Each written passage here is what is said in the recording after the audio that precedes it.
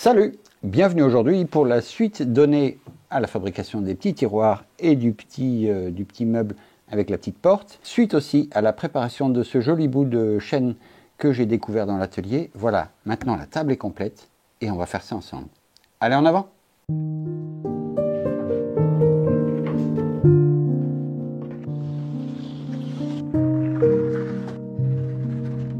Là, voilà, mon plateau de table basse, le plateau inférieur. On va commencer à usiner ça. Et aujourd'hui, je ne suis pas tout seul dans l'atelier, une fois n'est pas coutume.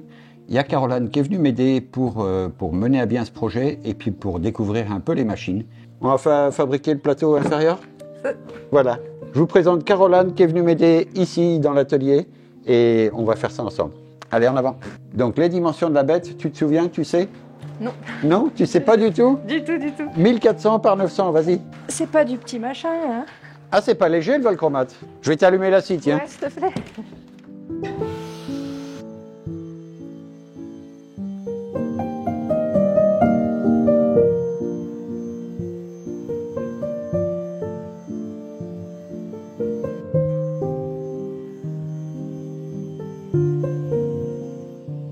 Donc là, une vraie partie de plaisir, on va installer la toupie. C'est un peu long, tu verras. Voilà, et on va mettre ça là.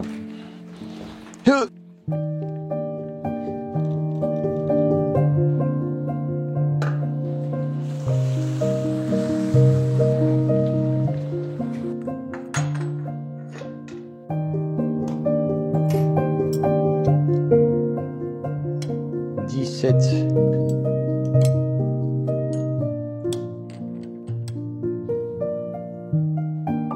19 mm. Donc là, je peux faire des feuillures jusqu'à 19 mm. Et en fait, on va faire la feuillure à moins 1,5 mm par rapport au parement de la table.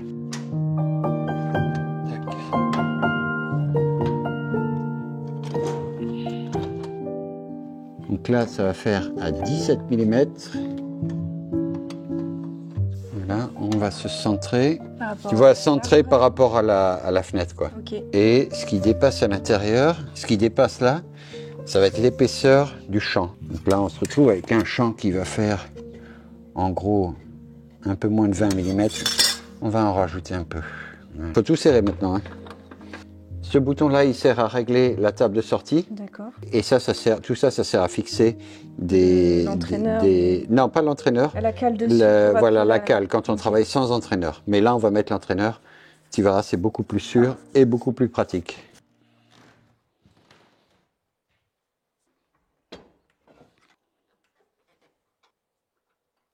Donc, tu vois, je règle l'entraîneur de façon à ce qu'il ne soit pas tout à fait parallèle au guide. Comme ça, ça va tirer la pièce contre le guide. Donc là, il faut régler l'entraîneur en hauteur de façon à ce qu'il se soulève légèrement quand il va avaler la pièce et puis qu'il permette un entraînement correct. Un dernier coup sur les serrages. Là, tu vois, ça va l'avancer. Voilà. Et...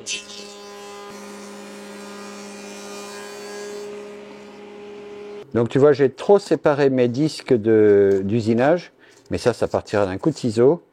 Et là, on va avoir le parement sur lequel on va faire les onglets. Okay. Ça va être des vrais faux onglets, parce qu'on va biaiser un peu le bord, et puis ça sera bien comme ça.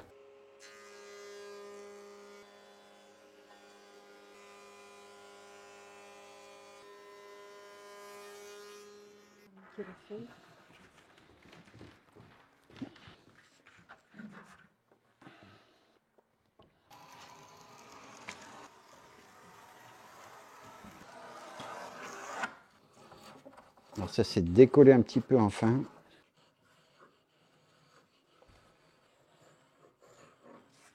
Là, on n'est pas sorti très droit.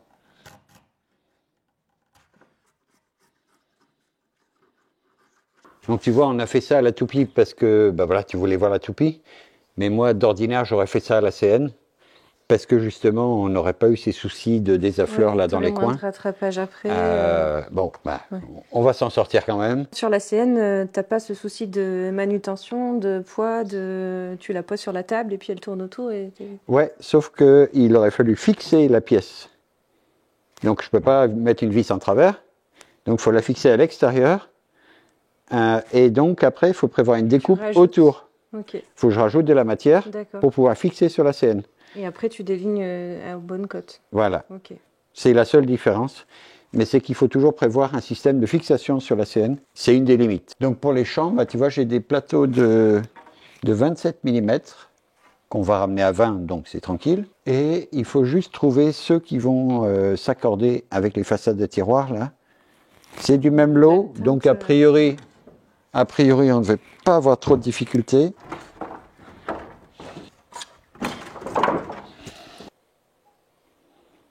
Là, sur la partie haute, il y en a. Ah bah zut, il faut débarrasser la toupie.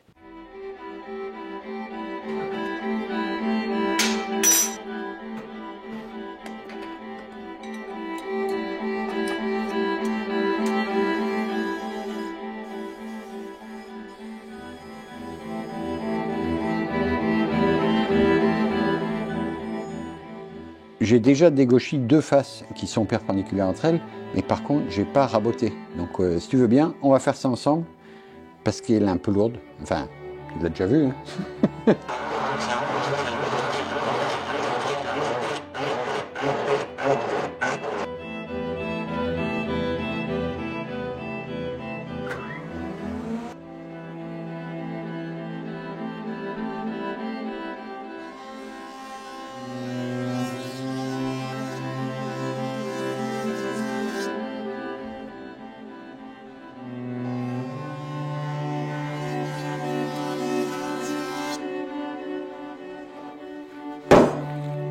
Donc là, il faut décider où est-ce que je vais le couper. Je pense que ça va être là, sur ce nœud éclaté. Donc peut-être même que je pourrai enlever 10 cm là. Ça sera au-dessus du plateau et ça sera en dessous. Je ne sais pas encore. J'ai déjà coupé ce bout au carré. Ça va servir de référence sur la scie à format. Je ne peux pas couper en deux passes malheureusement. Il reste un tout petit bout au milieu qui reste accroché. Donc il faut déjà que je mette ma plus grande lame pour avoir une chance de couper le mieux possible.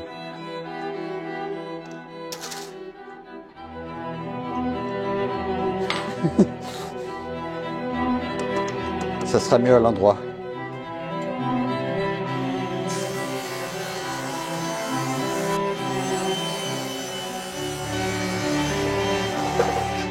Les brûlures et les désaffleurs, il va falloir régler ça au rabot, à la main. Mais ma lame n'est pas assez affûtée pour couper ça comme il faut. Et puis aussi, c'est un peu dur comme du chien tout ça, hein.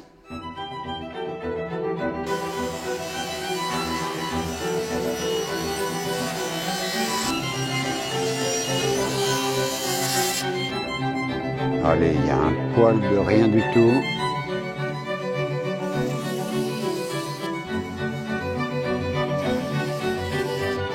Bon, il y a un petit peu de nettoyage à faire dessus.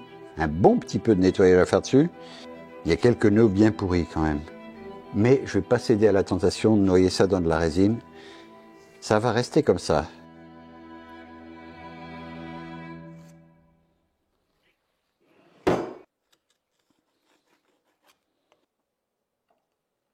Alors bah, ça va être en plusieurs temps. J'ai mis une bague à copier de 24, une fraise de 20. Donc il faut juste que je me tienne à 2 mm du trait. Donc, je vérifie que mes serre-joints ne gênent pas trop.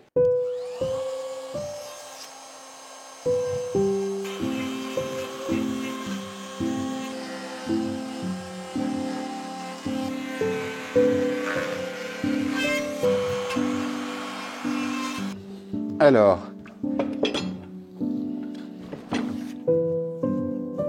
voilà, c'est propre, c'est même coupant là.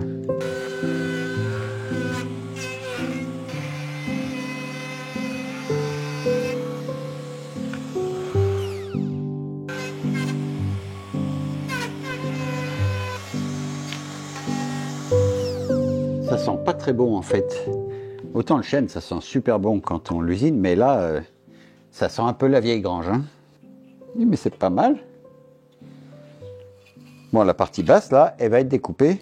Et même, je vais essayer ensuite de récupérer des morceaux pour faire une sorte de parement ici sur ce qui va dépasser sous la table. Bon, ça va être plus folklorique à faire ça, hein.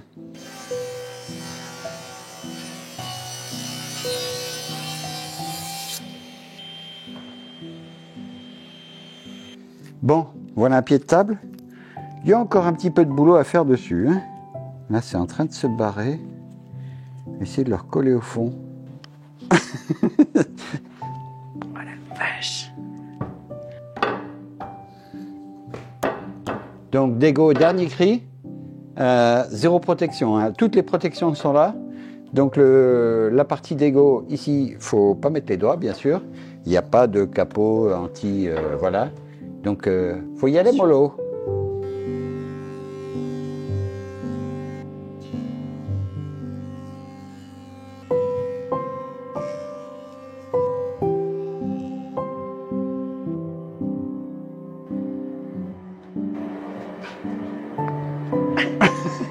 Ah, elle est lourde, hein?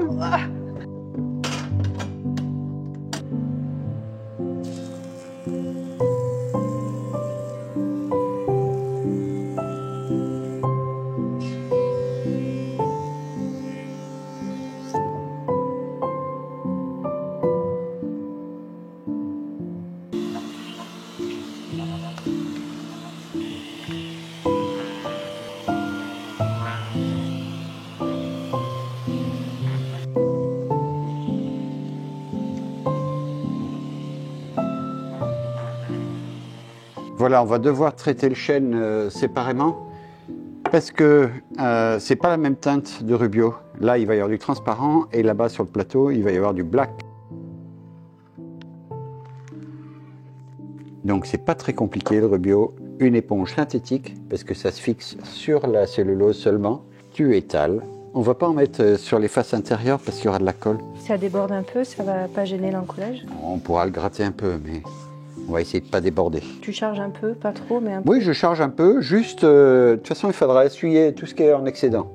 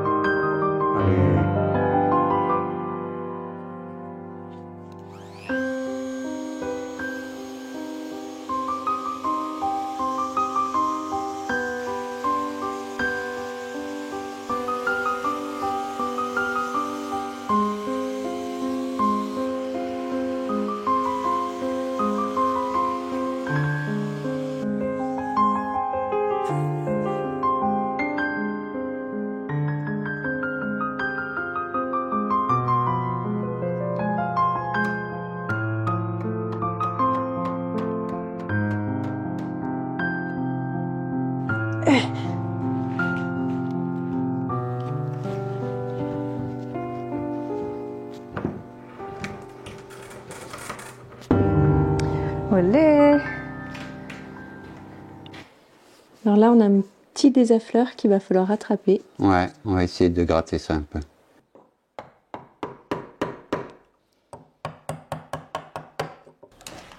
C'est raide hein, quand même, cette affaire-là.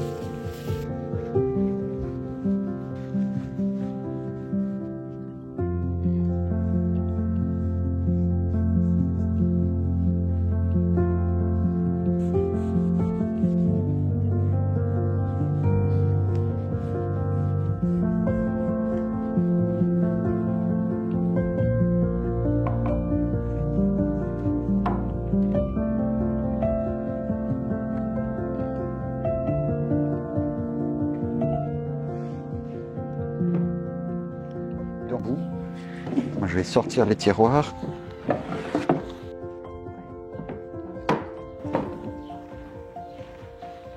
Et là, on recoiffe tout, mais à l'envers.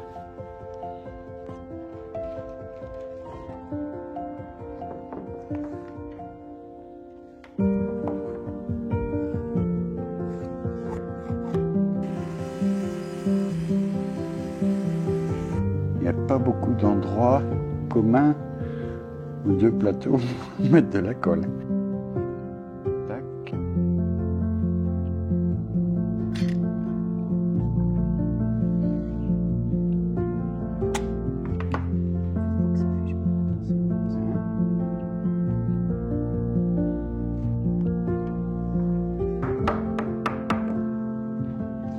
Allez, ça va sécher.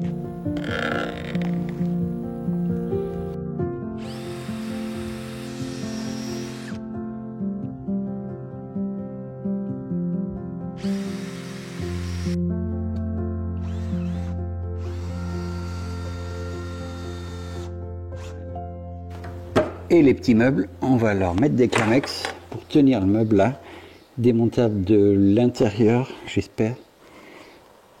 Et puis voilà. Allez, on va essayer d'enlever les poussières. Au moins le plus gros. Je vais arroser ta bâche.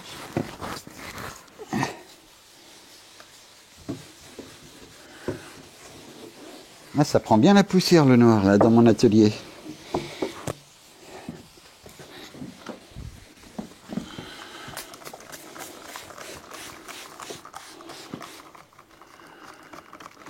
Alors bon, ça marche plus. Bon, est-ce qu'on va arriver à enlever toutes les traces de nos grosses pattes pleines de doigts? Bon, c'est chouette, hein? Ah, c'est pas mal du tout. Très très chouette. Moi aussi, je trouve que c'est chouette. Et je pense que mon client, il sera bien content. Il n'y a plus qu'à trouver le sens pour installer ça. Non, comment ça marche? Oui, ça va là. Voilà.